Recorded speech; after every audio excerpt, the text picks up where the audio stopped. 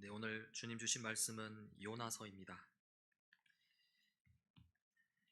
요나서 3장 10절부터 4장 2절까지 말씀 제가 봉독하겠습니다.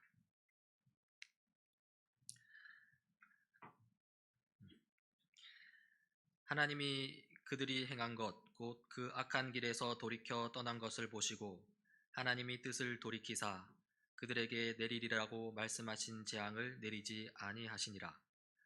요나가 매우 싫어하고 성내며 여호와께 기도하여 이르되 여호와여, 내가 고국에 있을 때에 이러하겠다고 말씀하지 아니하였나이까?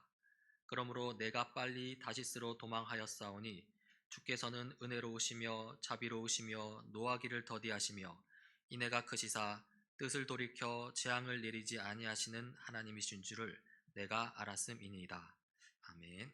네, 요즘 우리는 분열 이스라엘을 살펴보고 있습니다. 남유다와 북이스라엘이었죠. 이 시기에 이스라엘 왕들의 통치는 엉망이었습니다. 하나님의 뜻을 따르지 않았습니다. 그래서 누가 활발히 활동합니까? 예언자들, 선지자들이 활동합니다. 선지자들은 이 타락한 왕들과 백성에게 하나님의 뜻을 전합니다. 다시 하나님께로 돌아오라는 것이죠.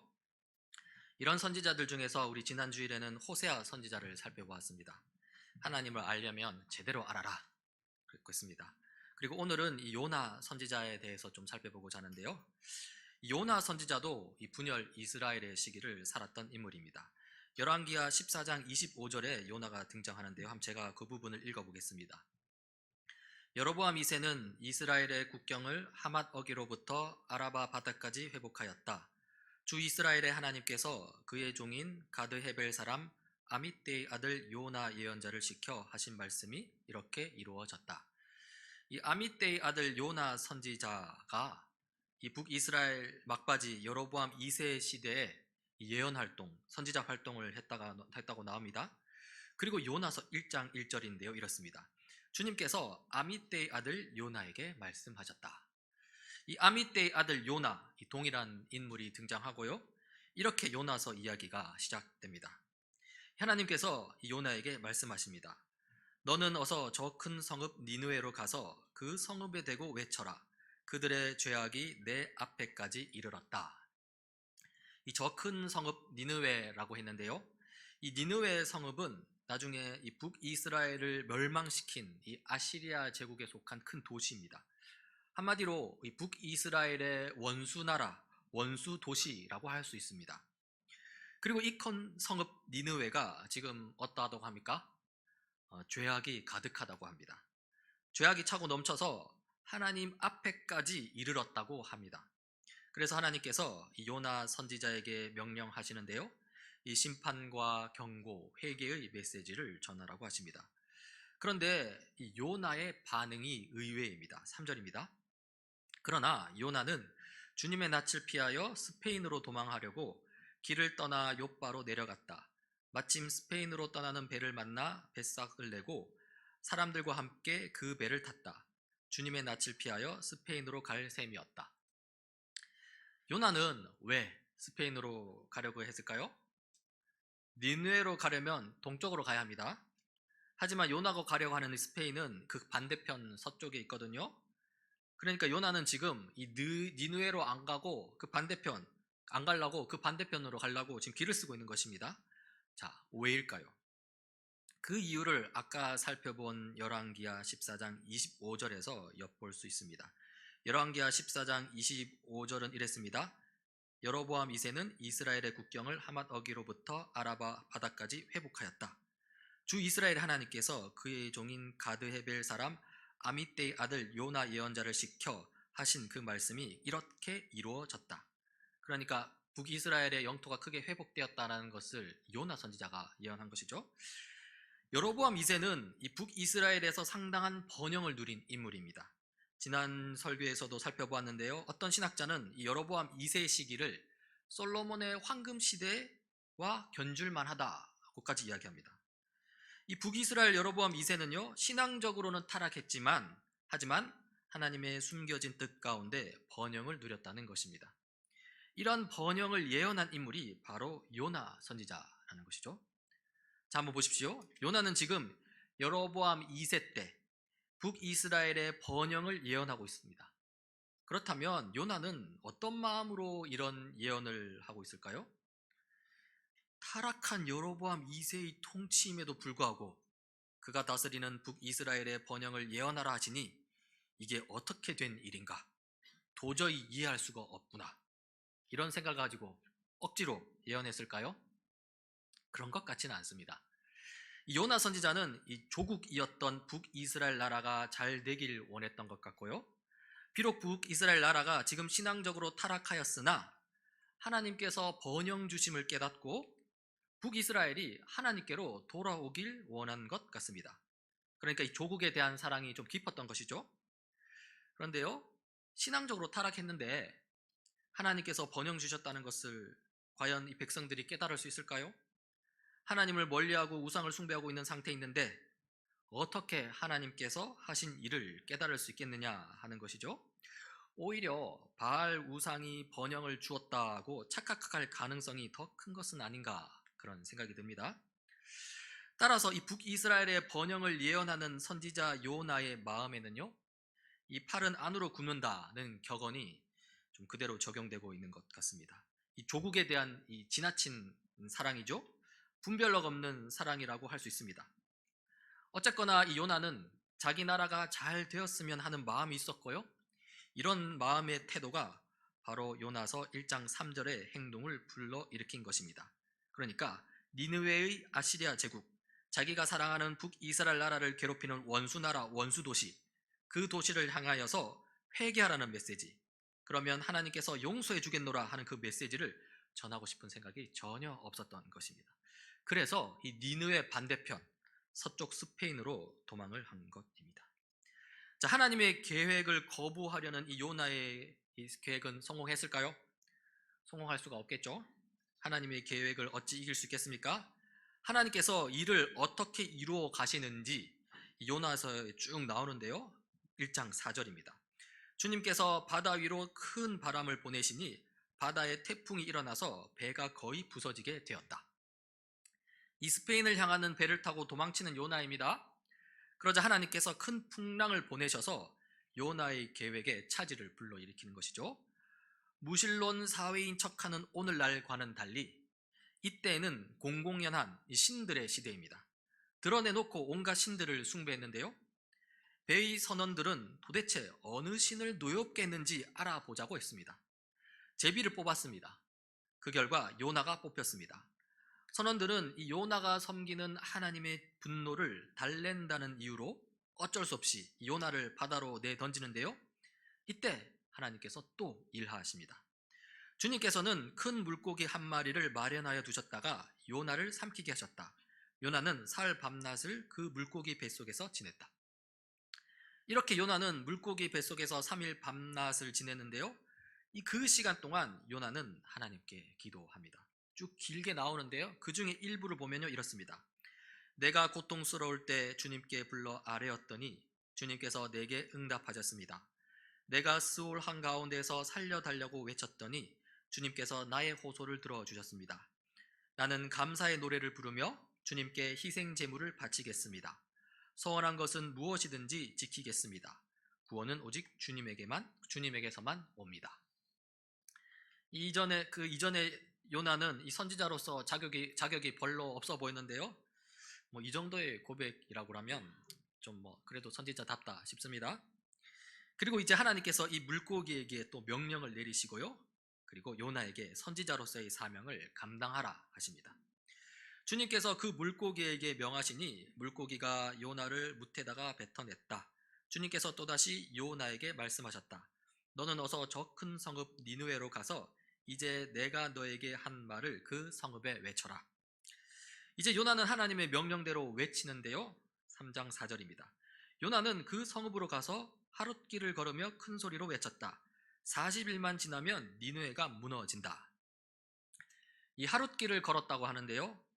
그런데 니느웨는 큰 도시였습니다. 둘러보는 데만 사흘길이 걸리는 큰 도시입니다. 3장 3절에 보면 니느웨는 둘러보는 데만 사흘길이나 되는 아주 큰 성읍이라고 분명하게 기록되어 있습니다. 그런데 하룻길을 걸으면서 소리쳤다고 하죠. 둘레길만 사흘길인데 하루길만 걸었다는 것은요, 구석구석 다닐 생각은 전혀 없다는 것입니다. 그냥 도시를 쌩 가로질러 가지고 직선거리를 걸으면서 딱 그만큼만 전했다는 것입니다. 우리 지난 시간에 우리 오장로님 설교 때 언급해 주셨죠? 한마디로 대충 외쳤다는 것입니다. 그런데요, 이렇게 대충 전한 메시지였지만요, 선지자 요나의 메시지를 들은 이 니느웨 사람들이 반응합니다. 놀랍게도 모두 회개합니다. 5절인데요. 그러자 니느웨 백성들은 하나님의 말씀을 믿고 금식을 선포하고 그들 가운데 가장 높은 사람으로부터 가장 낮은 사람에 이르기까지 모두 굵은 베옷을 입었다. 사실 니느웨 성읍 사람들의 이러한 반응은요, 이스라엘 백성의 반응과는 비교가 됩니다. 여러분 좀 기억하실 수 있을 텐데요, 이사야 선지자였죠. 이사야 선지자가 하나님께 처음 선지자 사명을 받을 때였습니다. 그때 이스라엘의 반응이 어떠할 것이라고 하나님께서 이사야에게 말씀하셨는데요, 그것이 이사야 6장 8절 9절이었습니다. 제가 한번 읽어보겠습니다. 그때 나는, 이사야입니다, 나는 주님께서 말씀하시는 음성을 들었다. 내가 누구를 보낼까? 누가 우리를 대신하여 갈 것인가? 그때 내가 아뢰었다. 이사야죠. 제가 여기에 있습니다. 저를 보내어 주십시오. 그러자 주님께서 말씀하셨다. 너는 가서 이스라엘 백성에게 너희가 듣기는 늘 들어라. 그러나 깨닫지는 못한다. 너희가 보기는 늘 보아라. 그러나 알지는 못한다. 하고 일러라. 이스라엘 백성은 들어도 깨닫지 못하고요, 보아도 알지 못한다고 합니다. 실제로 그랬습니다. 선지서를 쭉 보면요, 이 선지자들이 줄기차게 외칩니다. 그러나 이스라엘 백성은 전혀 깨닫지 못합니다. 오히려 싫은 소리 한다고 선지자들을 내쫓고 심지어 죽이려고까지 하는데요, 이런 이스라엘 백성의 고집스러운 모습을 생각해 보면 지금 니느웨 이방 백성들의 반응은 상당히 의외입니다. 이 니느웨 성읍 왕이 하는 말을 좀 들어보면요, 이렇습니다. 왕은 니느웨 백성에게 다음과 같이 선포하여 알렸다. 왕이 대신들과 더불어 내린 칙령을 따라서 사람이든 짐승이든 소떼든 양떼든 입에 아무것도 대서는 안 된다. 무엇을 먹어도 안 되고 물을 마셔도 안 된다. 사람이든 짐승이든 모두 굵은 배 옷만을 걸치고 하나님께 힘껏 부르짖어라. 저마다 자기가 가던 나쁜 길에서 돌이키고 힘이 있다고 휘두르던 폭력을 그쳐라. 이 단순히 잘못을 인정하고 금식하는 데에만 그치지 않습니다. 나쁜 길에서 돌이키라고 합니다. 힘의 논리로 행사하던 폭력을 그만두라고 합니다. 이렇게 니느웨 백성은 회개하는데요, 이 회개하는 모습을 보시고 하나님께서 용서해 주십니다. 10절입니다. 하나님께서 그들이 뉘우치는 것, 곧 그들이 저마다 자기가 가던 나쁜 길에서 돌이키는 것을 보시고 뜻을 돌이켜 그들에게 내리시겠다고 말씀하신 재앙을 내리지 않으셨다. 자, 한번 봅시다. 이렇게 하나님께서 회개하는 니느웨 백성을 용서하셨을 때 이 메시지를 전했던 선지자 요나는 어떻게 반응할까요?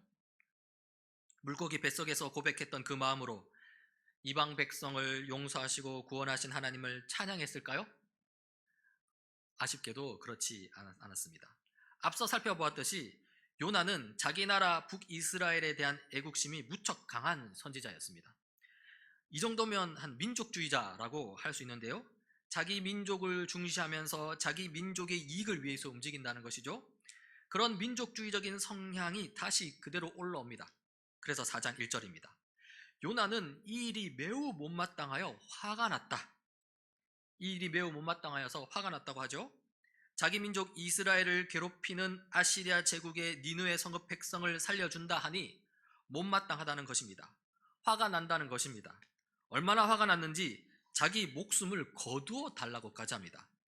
주님, 이제는 제발 내 목숨을 나에게서 거두어 주십시오. 이렇게 사느니 차라리 죽는 것이 낫겠습니다. 이 지점에서 우리는 이 요나더러 당신 정말 하나님의 선지자가 맞는 거요? 하고 문제 제기하고 싶을 정도입니다. 하나님께서 이 회개하는 백성을 용서하시겠다는데 그 꼴 못 본다고 나 죽여달라고 하니 과연 하나님의 선지자가 맞나? 이런 의문이 든다는 것이죠. 여러분, 요나는 하나님이 보내신 선지자입니다. 하나님의 뜻을 대신 전하는 하나님의 대언자입니다. 하나님의 뜻은 요나의 뜻이 되고 요나의 뜻은 하나님의 뜻이 되는 그런 관계입니다. 그런데요, 이 지금까지의 요나 이야기에서 이 요나와 하나님 사이에서 차이가 느껴집니다. 요나는 다른 선지자들과는 좀 다른 독특한 선지자인데요, 그래서인지 요나와 하나님과의 차이가 더 확연하게 나타납니다. 요나의 시각은 이스라엘에만 머물러 있습니다. 민족주의적 성향이 좀 강하게 있다고 했죠. 그래서 자기 민족 이스라엘을 벗어나는 다른 이방 민족은 배제시키려고 합니다. 니느웨 이방 민족은 하나님 사랑의 대상이 되어서는 안 된다는 그런 입장입니다. 하지만 하나님은 그렇지 않습니다. 니느웨 백성을 용서하셨습니다. 니느웨 이방 민족뿐만이 아닙니다. 하나님은 더 많은 것들을 사랑하시는데요, 하나님께서 무엇을 어떻게 사랑하시는지 그 뒤에 이야기를 좀 더 살펴보면요, 이렇습니다. 이 하나님께서 니느웨 백성을 용서하고 난 뒤에 요나가 실망했다고 그랬잖아요. 이 실망한 마음으로 이 요나가 니느웨 성을 빠져나옵니다. 4장 5절인데요, 이렇습니다. 요나는 그 성읍에서 빠져나와 그 성읍 동쪽으로 가서 머물렀다. 그는 거기에다 초막을 짓고 그 그늘 아래에 앉았다. 그 성읍이 어찌 되는가 볼 셈이었다. 자, 요나는 지금 니느웨 성읍이 어떻게 되나 지켜볼 셈이라고 하는데요, 하나님께서 용서하시고 재앙을 거두셨다 하니 뭐 별일이겠냐 싶습니다. 하지만 혹시 니느웨 백성이 다시 범죄하여 일이 어떻게 될지 모른다는 그런 생각을 품었을지도 모르겠습니다. 아무튼 요나는 땡볕 아래 어설프게 초막을 짓고 머무르는데요, 하나님께서 그런 요나를 위해서 무언가를 마련해 주십니다. 4장 6절입니다. 주 하나님이 박넝쿨을 마련하셨다. 주님께서는 그것이 자라올라 요나의 머리 위에 그늘이 지게 하여 그를 편안하게 해 주셨다. 박넝쿨 때문에 요나는 기분이 무척 좋았다. 실망하고 화가 난 요나였지만요, 하나님께서 마련해 주신 박넝쿨 그늘 때문에 기분이 좋아졌습니다. 편안하게 쉴 수 있게 되었지요. 그런데요, 또 하루가 지나자 이 상황이 변합니다. 7절입니다. 그러나 다음날 동이틀 무렵 하나님이 벌레를 한 마리 마련하셨는데 그것이 박넝쿨을 쏘아버리니 그 식물이 시들고 말았다. 이 그늘을 만들어 시원하게 해주던 박넝쿨이 시들어 죽어버렸습니다. 그러니 어떻게 되겠습니까? 다시 뜨거운 햇볕이 내리쬐고요, 거기에다가 뜨거운 바람마저 불기 시작합니다. 그러자 또 요나가 잔뜩 화가 났습니다. 8절입니다. 해가 뜨자 하나님이 찌는 듯이 뜨거운 동풍을 마련하셨다. 햇볕이 요나의 머리 위로 내리쬐니 그는 기력을 잃고 죽기를 자청하면서 말하였다. 이렇게 사느니 차라리 죽는 것이 더 낫게 했습니다. 참 요나스럽죠? 또 죽겠다는 소리를 해댑니다. 그러자 주님께서 말씀하십니다. 박넝쿨이 죽었다고 네가 이렇게 화를 내는 것이 옳으냐? 그러자 요나가 또 대답합니다. 옳다 뿐이겠습니까? 저는 화가 나서 죽겠습니다. 화가 나서 죽겠다는데요, 그러자 하나님께서 말씀하십니다. 주님께서 말씀하셨다. 네가 수고하지도 않았고 네가 키운 것도 아니며 그저 하룻밤 사이에 자라났다가 하룻밤 사이에 죽어버린 이 식물을 네가 그처럼 아까워하는데 하물며 좌우를 가릴 줄 모르는 사람들이 12만 명도 더 되고 짐승들도 수없이 많은 이 큰 성읍 니느웨를 어찌 내가 아끼지 않겠느냐. 이렇게 하나님께서 요나에게 반문을 하시면서 이 요나서 이야기가 딱 끝납니다. 어떻습니까? 요나와 하나님의 차이가 확연하게 나타나죠? 요나의 시각은 이스라엘 민족에게만 한정됩니다. 요나의 사랑은 이스라엘 민족에게만 머무르고 있습니다. 하지만 하나님의 시각은 이스라엘을 넘어섭니다. 하나님의 사랑은 이스라엘을 넘어서서 이방 민족뿐만이 아니라 심지어 이방 민족들 가운데 있는 짐승들에게도 미칩니다. 여기서 우리는 그리스도인으로서 우리의 사랑이 어떠해야 하는지 발견할 수 있습니다. 그리스도인으로서 우리는요, 요나처럼 하나님의 사랑을 독점하려고 하는 것은 아닌지 한번 돌아봐야 합니다. 잊지 마십시오.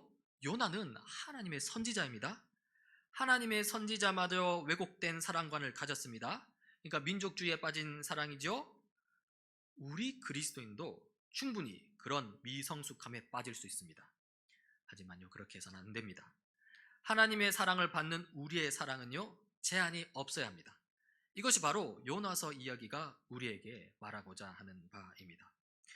이 우리 사랑에 제한이 없어야 한다는 것은요, 우리의 원수까지 사랑할 수 있어야 한다는 것입니다.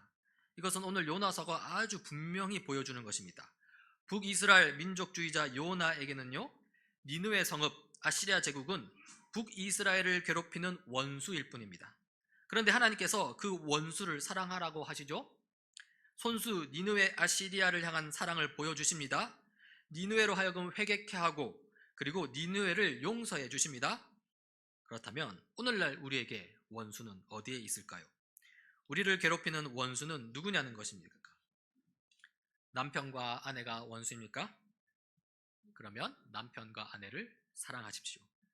하나님께서 원수 같은 내 남편과 내 아내를 사랑하고 계십니다.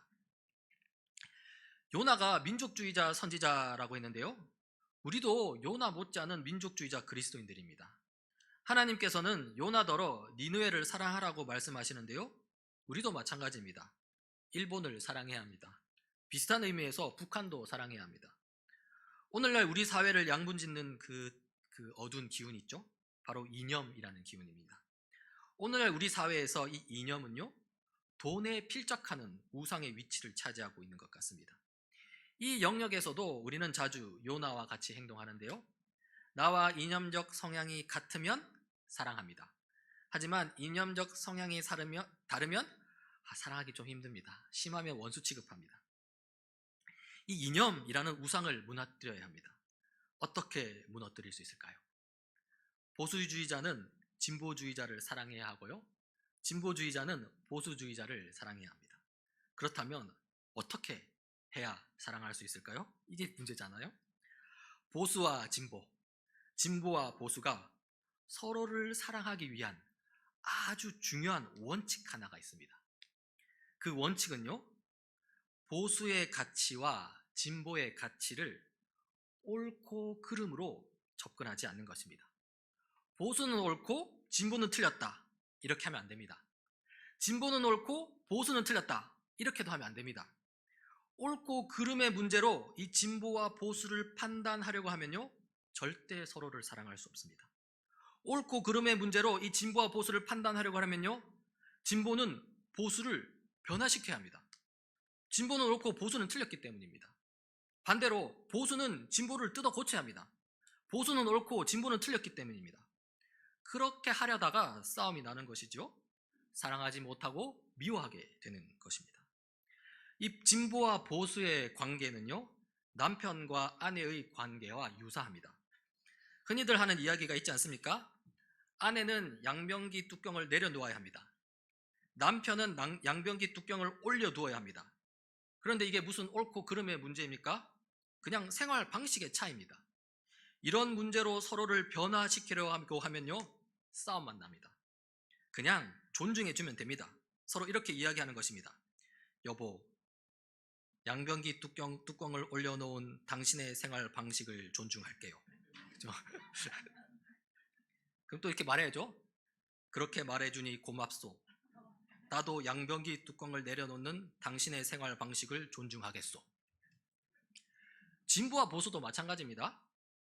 이 진보가 내세우는 이 평등이라는 가치, 그리고 또 보수가 내세우는 이 자유라는 가치, 이것은 옳고 그름의 문제가 아니고요, 사실상 둘 다 필요한 것입니다. 평등이라는 가치를 상대편에게 강요해서는 안 되고요, 또 자유라는 가치를 또 강요해서도 안 됩니다. 이걸로 서로의 생각을 바꾸려고 하면요, 싸움만 납니다. 이것은 옳고 그름의 문제가 아니라요, 그냥 서로 존중받아 마땅한 생각의 차이일 뿐입니다. 이런 거죠. 젊은이, 평등을 중요시하는 자네의 사상을 존중하겠네. 그러면 이 젊은이가 또 이렇게 말해야 되죠. 어르신, 그렇게 말씀해 주시니 감사합니다. 저도 자유를 중요하게 여기는 어르신의 생각을 존중하겠습니다. 여러분, 요즘 정치인들 보면 아주 못마땅하죠? 정치 혐오까지 생겨나는데요, 그런데 이 정치인들 탓할 거 별로 없다고 봅니다. 그거 다 이 진보와 보수를 옳고 그름의 문제로 접근하는 우리 국민들 때문에 생겨난 것이기 때문입니다. 진보는 무조건 옳다, 보수는 무조건 옳다, 이렇게 접근하면요, 각 진영에 속한 정치인들은요, 자기들을 무조건 옳다고 해주는 그 국민들 뒤에 숨어서는요, 자기 마음대로 하는 것입니다. 그렇게 범죄를 저지르고 마음대로 해도 단지 진보라는 이유로, 단지 보수라는 이유로 다 용인해 주거든요. 따라서 그렇게 해서는 안 됩니다. 국민이 성숙해야 국민이 선출하는 정치인도 성숙하기 마련입니다. 요나는 이 북이스라엘과 니느웨를 부당하게 나누었습니다. 북이스라엘은 무조건 옳다 그랬고요. 니느웨는 무조건 틀렸다 그렇게 접근했습니다. 그 결과 어떻게 되었습니까? 오늘 성경 이야기에서처럼 미성숙한 그런 요나의 모습이 나오는 것입니다. 하나님의 책망을 받는 것이죠. 요나와는 달리 하나님은 북이스라엘과 니느웨를 나누는 것은 그런 게 아니라 단지 영토의 경계일 뿐이다 라고 그렇게 합니다. 북이스라엘이든 니느웨든 둘 다 하나님이 아끼시는 창조물이라는 것이죠. 북이스라엘에 잘 살고 있는 사람들로 넌 니느웨 성읍에 가서 살아야만 해 이러면 싸움 나겠죠? 니느웨 성읍에 잘 살고 있는 사람들로 넌 이스라엘 예루살렘 성전에 가서 살아야만 해 이러면 당연히 싫어하겠죠? 그냥 살고 있는 데서 잘 살게 하면 됩니다. 보십시오. 오늘 니느웨 백성들이 이스라엘 예루살렘 성전 있는 곳에 가서 안 살아도 어떻습니까? 자기들의 나쁜 죄를 돌이키고 폭력 사용을 멈추니 하나님께서 그들로 하여금 니느웨 성읍에서 잘 살 수 있도록 그렇게 해주지 않았습니까? 하나님께서 그냥 용서해 주셨습니다. 양변기 뚜껑을 올리든 내리든 진보든 보수든 이스라엘이든 니느웨든 이런 것들은요 그냥 존중받아야 할 개인의 취향 문제이고요 사고방식의 차이고요 생활 방식의 차이입니다. 옳고 그름으로 접근하면 안 됩니다. 옳고 그름의 유일한 기준은요 그것이 선하냐 악하냐입니다. 그것 말고는 없습니다. 선한 것이면 행해도 됩니다.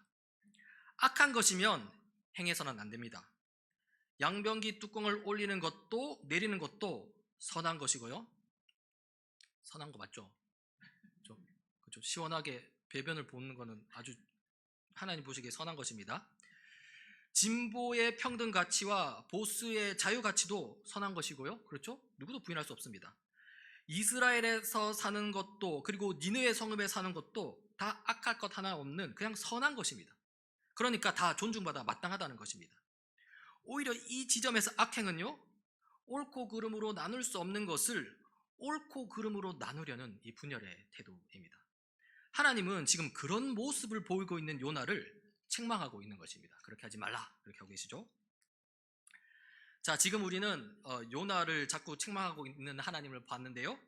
그러면서 요나의 결점이 자꾸 보이죠. 이렇게 결점 많은 요나이지만요. 하지만 그래도 요나는 선지자입니다. 하나님께서 선지자로 부르셨습니다. 선지자다움이 있다는 것입니다. 자, 그렇다면 좀 우리가 좀 이렇게 이제 그 장면을 좀 전환해서 요나를 선지자 되게 한 것은 무엇일까요? 오늘 설교 제목을 근본적인 지식, 근본적인 믿음이라고 했는데요. 선지자로서 요나에게 그런 근본적인 지식과 믿음이 있다는 것입니다. 그리고 우리 그리스도인들에게도 그런 근본적인 지식과 믿음이 있어야 한다는 것인데요. 그게 무엇일까요? 무엇인지 살펴보면서 오늘 설교를 마무리하고자 하는데요. 오늘 요나 이야기를 잘 떠올려 보십시오. 요나가 니느웨 성읍에서 전해야 할 메시지는 정확하게 무엇이었습니까? 3장 4절에 나오는데요. 이것입니다. 요나는 그 성읍으로 가서 하루길을 걸으며 큰 소리로 외쳤다. 40일만 지나면 니느웨가 무너진다. 요나는 가서요 회개하라 그러면 니느웨는 구원을 얻을 것이다 라고 외치지 않았습니다. 돌이키라 그러면 니느웨는 용서함을 받을 것이다 라고도 외치지 않았습니다. 어떻게 외쳤습니까? 40일만 지나면 니느웨가 무너진다고 외쳤습니다. 40일 뒤에는 니느웨가 멸망당한다고 외쳤습니다. 이것은요 심판의 메시지입니다. 저주의 메시지입니다. 아시리아 제국 니느웨를 아주 싫어하는 요나 입장에서는요 사실상 아주 환영할 만한 메시지입니다. 니느웨가 무너진다고 하니 멸망당한다고 하니 싫어할 이유가 하나도 없습니다. 그런데요 요나는 니느웨를 향한 그 저주와 심판의 메시지를 전하기를 싫어합니다. 왜 싫어할까요? 왜 싫어하냐면요 그 저주와 심판 메시지이면 하나님을 아는 지식이 요나에게 있었기 때문입니다. 요나가 품고 있는 그 저주와 심판 메시지 이면에 존재하는 그 하나님을 아는 지식은 무엇일까요? 그 지식이 무엇인지 4장 2절에 나옵니다. 이렇습니다. 그는 주님께 기도하며 아뢰었다. 주님, 내가 고국에 있을 때 이렇게 될 것이라고 이미 말씀드리지 않았습니까? 내가 서둘러 스페인으로 달아났다는 것도 바로 이것 때문입니다. 하나님은 은혜로우시며 자비로우시며 좀처럼 노하지 않으시며 사랑이 한없는 분이셔서 내리시려던 재앙마저 거두실 것임을 내가 알고 있었기 때문입니다.